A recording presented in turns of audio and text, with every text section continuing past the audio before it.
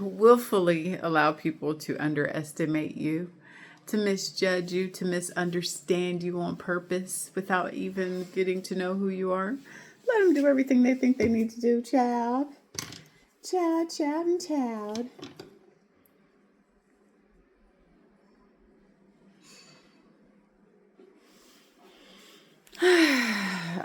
And let them misinform other people about you just for those people to look you up and be like, oh, I'm just so shocked.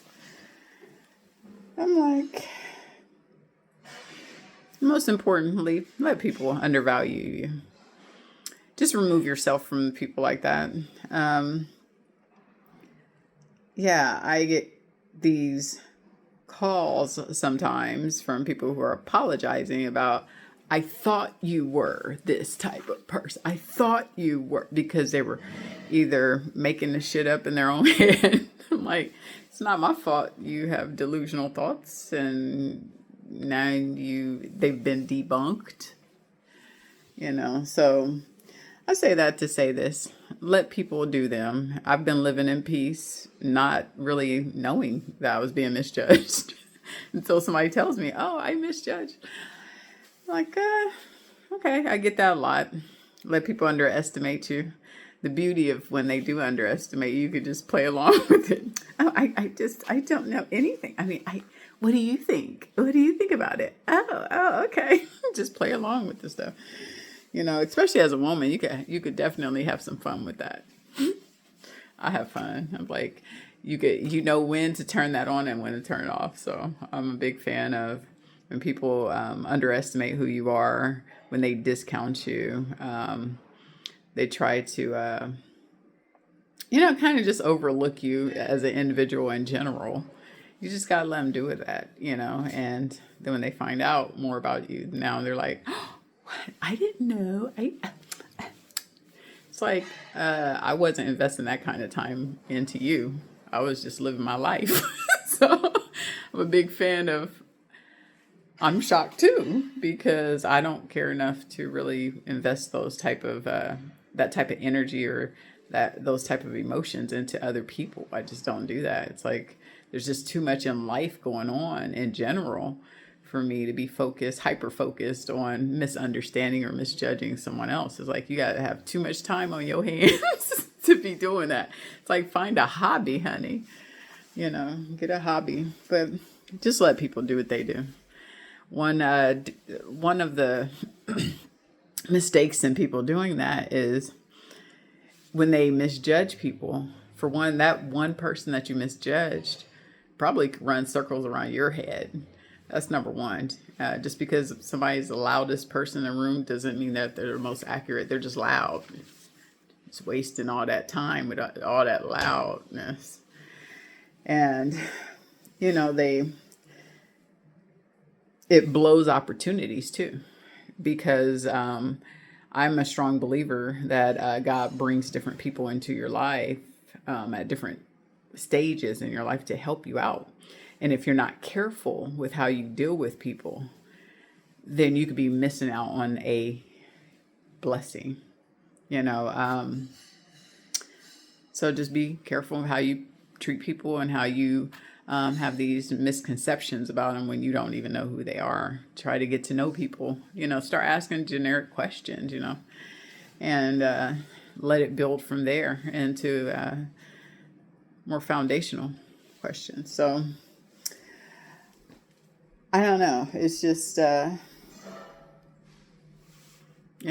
just think when people have to go off of what other people have said to them about an individual as a way to come up with a conclusion, to me, it's like a form of mind control. It's like you let that person control your mind like that to where they told you something about somebody else and you actually believed it without any form of verification, or that doesn't make any sense. You have to do your own research, people. Don't they learn that in school? Do your research, sweetheart, and then come up with your conclusions. But you have some people where they willfully want to misunderstand, misjudge, and then be able to misinform people about who you are because they might just have like underlying issues in general with themselves or about you. You might irritate who they are and they just want other people to feel a certain way about you. So I've learned in life, I stay at peace. It's like, just live, like right now I'm trying to change out these, the printers, because that one I have had for a very long time. I believe like 10 years. And it finally gave out on me, and I wanted to cry. I literally wanted to cry because computers are money. I mean, anything that's going to make you money or build your dreams, like from your computers to your, your thumb drives, and build memory. Those are the things that I worry about. I'm more worried about, like, I'm building the future. I don't have time to try to misunderstand people, to try and misjudge other people. Everything I do is very strategic, extremely strategic. I just don't say anything. Everything I have, even the education that I have, all of it balloons and ties into one thing and one thing only. But a lot of people see, oh, H&R Block. Yeah, I want to know how to do my taxes every year. So every year I'm going to be taking the H&R Block tax course, and I'm going to call the IRS and ask for the new tax booklets. So I could be able to go over those so you could save some money on your taxes, write things off, figure it out. You know what I'm saying? I don't want to just go in blind. And everything dealing with beauty and health and wellness, that's building up. So it's all for one purpose. And then a creative project I like to write on the side. That's just something I like to do on the side. That's a moneymaker. So beauty products. I mean, I can't say anything else, but I just want you to understand why people are misjudging you. You build. You don't focus on that, the he's, she's, and like when people come to me trying to tell me what somebody else said about me, or it's like, why are you even telling me that?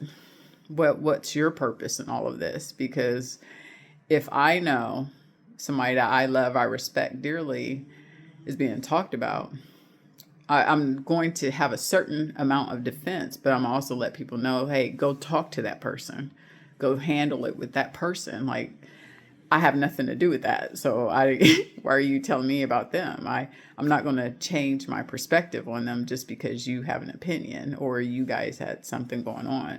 But you have people who they have mind control over the individuals, where it's like, well, I thought I misjudged. It's like, that's on you. You just missed out on blessings. And that same person that you're misjudging could have helped you in different areas of your life.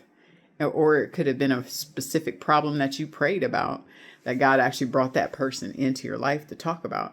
That's why I say I let God order my steps, because I've noticed He has ordered my steps to where if there's an issue or problem, I don't know how to solve it, or if I don't want to try to solve it in that moment, I walk into people and having a basic hello, hi, how is your day going?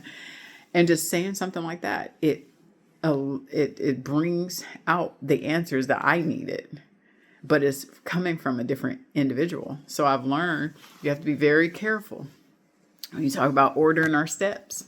That's what it means. You pray, God's going to give what you need, and then you have to put out your blessings to others as well. You can't take it all and absorb it all and think it's all about you. It's not. You have to be able to give it back out. So I'm a strong believer of that. And if you're going to worry about stuff, worry about things that's going to build your character and your income. There's only two things I try to teach my son: your character and your income, because your character is going to define how you are going to treat other people and how you're going to allow other people to treat you. That's number one. That ties into your self-esteem and all of that. And you have to be able to be strong enough to stand on your own 2 feet, because this world can be loving and it has 2 sides to it. 3 sides.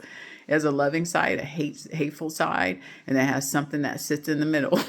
So like I teach him, you're going to have different people. People are going to willfully misunderstand you on purpose. You're going to have some people where you're going to be in a room. Your opinion may be the most accurate one in the room, but because their ego likes to hear themselves, I like to hear myself talk, and they don't have a team-driven mindset, they're going to sit up there and want to listen to their perspective in their way only. And you got to let them have that moment, depending on what it is, because that's on them. It's not a reflection of you and who you are as an individual. So don't come out of a meeting feeling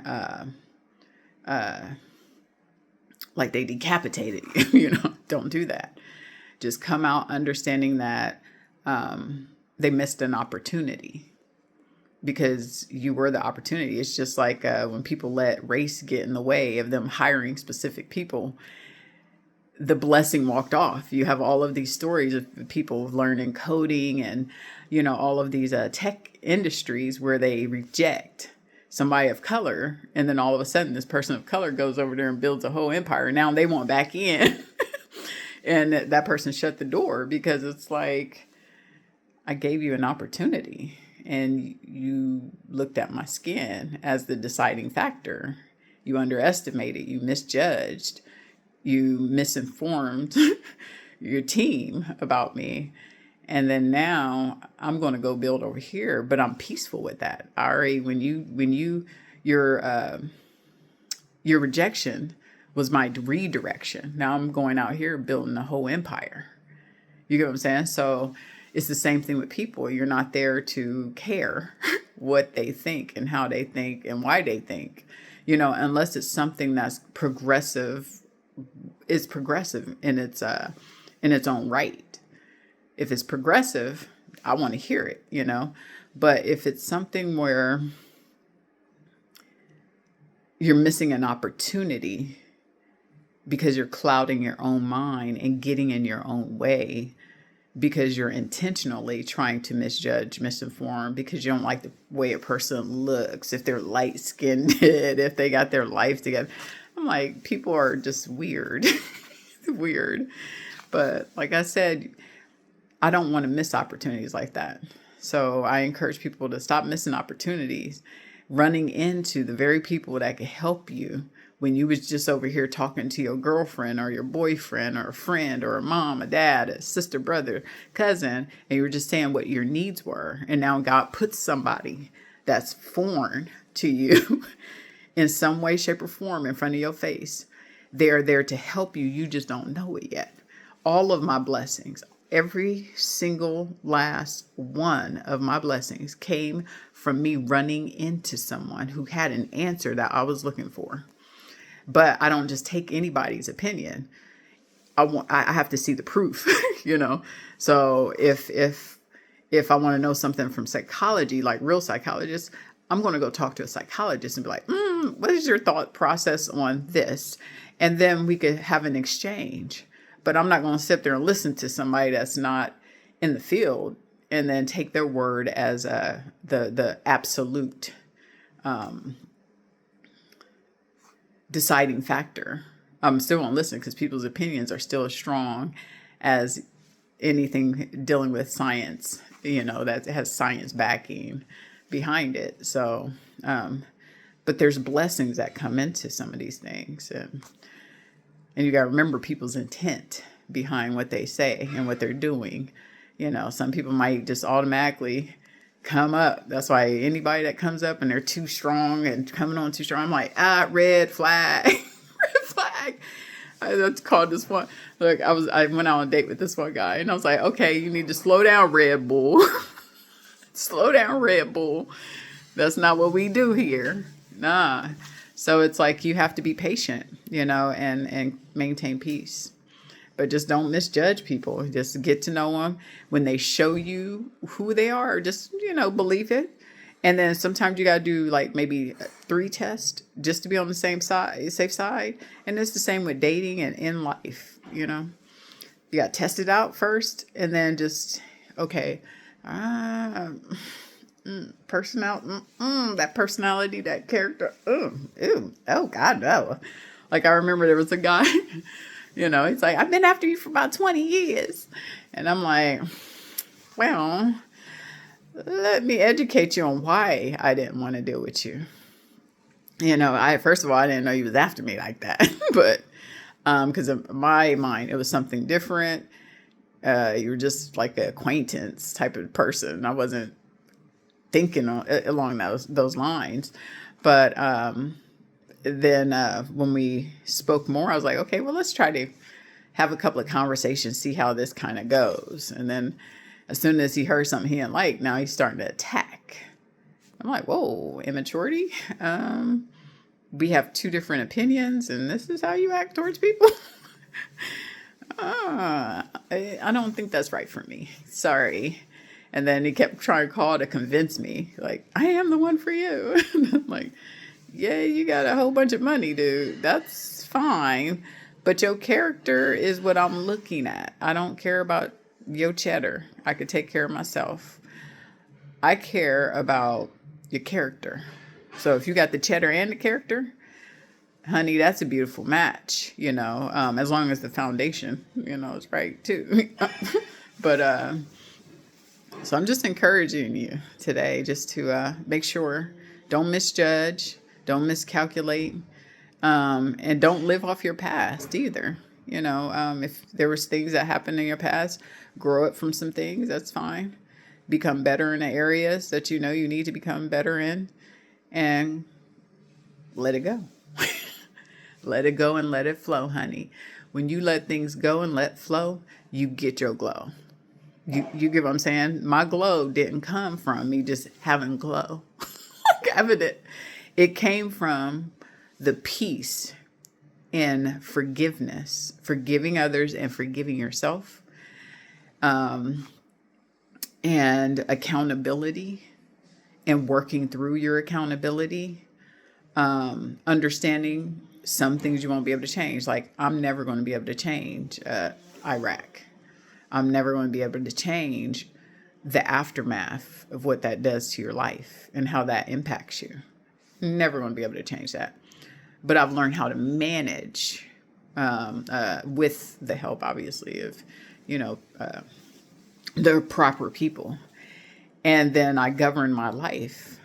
That tells me, hey, if this person's too toxic, they bringing in all that immature stuff, I can't deal with it. It's better to be alone than it is to sit up there and be with someone who's going to come in and re-injure you in certain places in your life, who has abusive tendencies, the way they speak to you, how they handle you as a person, who can't value women under any circumstance. So they don't even know the first thing about it. Or, a person who, they just have, they're just disrespectful in general. So that means they haven't learned from the people around them what respect looks like, because a lot of men, they take that money.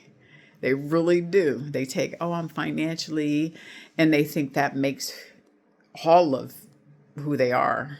And it doesn't. It doesn't even scratch the surface of who you are. And they haven't worked through any type of wounds that they've encountered throughout their lives. They're just coasting with it and then just projecting it onto others, and they just don't know it. And they're like, why am I so alone? And I'm in my 60s and 50s and I can't find anyone. It's only because you got to treat people better. And that requires you to treat yourself better first. If you can't treat yourself better, you can't treat others. Like I tell my son, if you don't have self-respect, there's no way you could respect someone else. Period. You could pretend until an incident occurs that's going to bring all of that disrespect out. So don't misjudge, don't misinform, don't undervalue. Learn to treat people as if they're opportunities, opportunities for learning particularly, and see where you land. I'm living a really good life right now because I've always been like that in my life. I treat people like opportunities. So I've met people who are so unique. It is crazy. I remember there was a girl in my college class way back in the day, and she, because I'm 45 now, but she was drawing me. I was like, we have an assignment in the class and you over here drawing me. We got a group project, And literally she would just draw me, and that's it. And then when I looked at her paper, I was like, holy crap, you are really good, and I asked her some pointers. But she was her character, she was so unique. And I've learned it's the unique people. We're all unique, but she was very different from what I've encountered in my life. And just nonchalant, oh my God, her aura was so different. And I was like, but it was special at the same time. So I was like, let me get to know you a little bit more. And she was an amazing individual. So I wish I would have gotten her number and stuff. Actually, I still got the picture that she drew of me in college. So she did put her signature on it. So I might look that up and see if I could find her through University of Washington, through our messaging portal. But I'm thankful for people like that. I'm a communicator. So that's what I love to do. I got to polish it up, though, if we were talking about getting more professional. But that's what I love to do. I like to talk to people, get to know them, and be like that. But if you got people that they underestimate you, they don't want to deal with you, they want to misjudge you, just discount you, count you out. Because they're like, oh, I'm better because I am married and you're unmarried. I'm like, I've been married twice. I ain't on that, honey. And I know how marriage goes sometimes. Sometimes just because the ring is on there don't mean it's good. So, but I run into people who have good marriages, which you can tell the difference when you're interacting with them. I play around with so many passengers who prove my point on both ends.